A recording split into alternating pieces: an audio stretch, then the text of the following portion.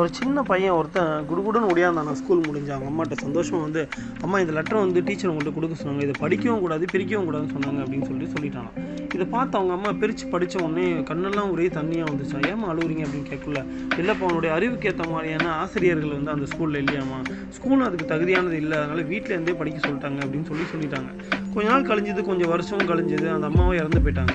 சரி, அவங்க ஞாபகமாக இருக்கக்கூடிய பொருள்லாம் அப்புறப்படுத்தும் போது அந்த கவர் வந்து இந்த பையனுடைய கண்ணில் பட்டிருக்கு. அதை எடுத்து ஓப்பன் பண்ணி பார்க்கக்குள்ள அந்த கவரில் எழுதி இருந்துச்சு, உங்கள் பையனுக்கு புத்தி கூர்மை வந்து ரொம்ப கம்மியாக இருக்குது, இவன் இருந்தாக்க மீதி பசங்க கெட்டு போயிடுவாங்க, அதனால் இவனை வீட்டிலேயே வச்சு நீங்களே சொல்லி கொடுத்துக்குங்க அப்படின்னு சொல்லிட்டு எழுதிருந்துச்சு. இதை பார்த்த உடனே அந்த பையன் ரொம்பவே ஷாக் ஆகிட்டான். ஏன் அப்படின்னாக்கா அந்த பையன் தான் தாமஸ் ஆல்வா எடிசன்.